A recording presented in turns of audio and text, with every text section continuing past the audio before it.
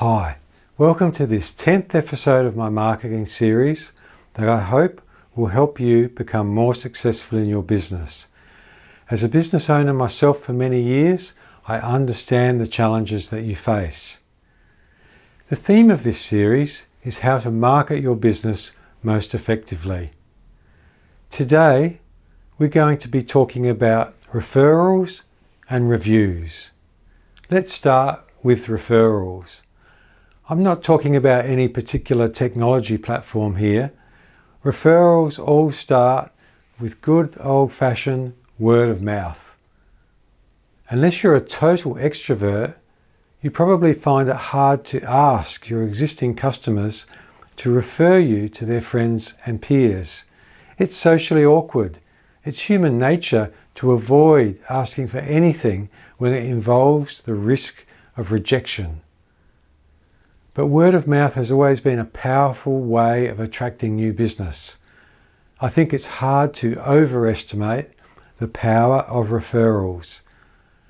I've had this viewpoint reinforced in one of my own businesses.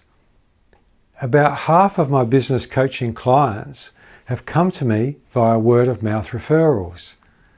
So how can you tap into this powerful marketing stream? The first step is easy to say, but difficult to do. You need to build a reputation for quality, reliability, expertise, and whatever other attributes might be most highly valued in your sphere of business. Without this, your customers are not going to feel comfortable referring you to anyone they know. After all, it's their reputation that they're risking when they refer you. In fact, it gets worse because if you're not making your customers happy and then they're asked for a referral, they may recommend to others that they use your competitors instead. Let's assume that you have been working hard in your business for quite a while now and you've built a good reputation. Step 2 is to ask for referrals. You can do this informally during face-to-face meetings or calls or emails or any other form of contact with your clients. But it's a good idea to be intentional and systematic. For example, I recently launched a second YouTube channel called Influencers.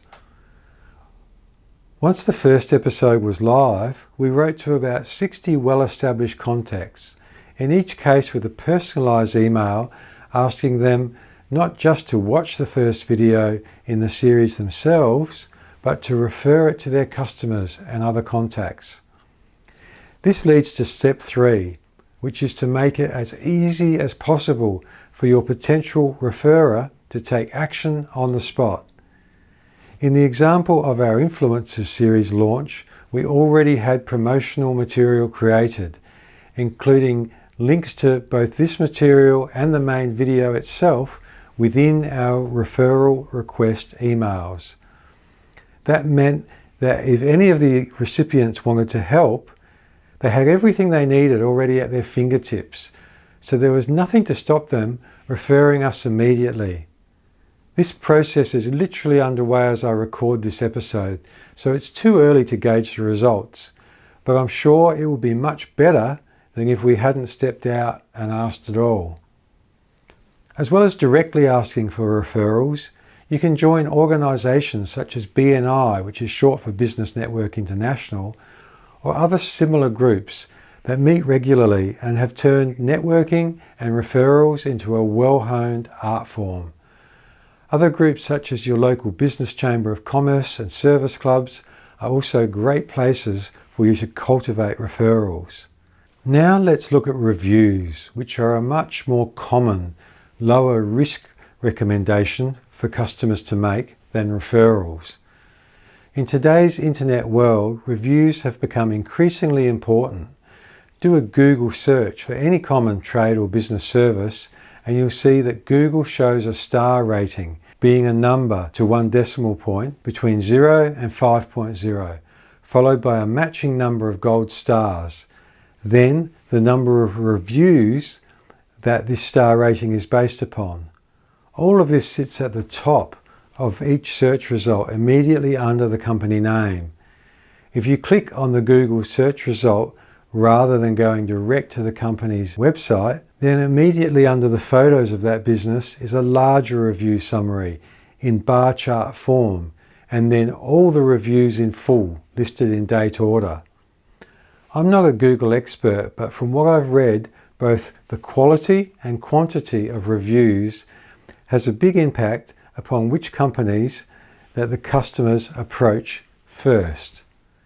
So it's imperative that you ask your customers to leave a review. Make it easy for them. You can get automated texting software that prompts for reviews. Put a sign on your counter if you have a physical presence. Request reviews as part of any other contact you have with your client, such as quotes or invoices, or simply ask in person. Other social media also incorporates various forms of review mechanisms.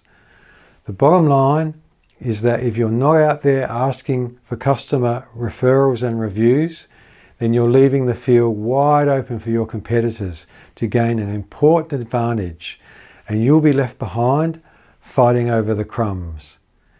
You need to step out of your comfort zone, especially if you're naturally introverted, and ask.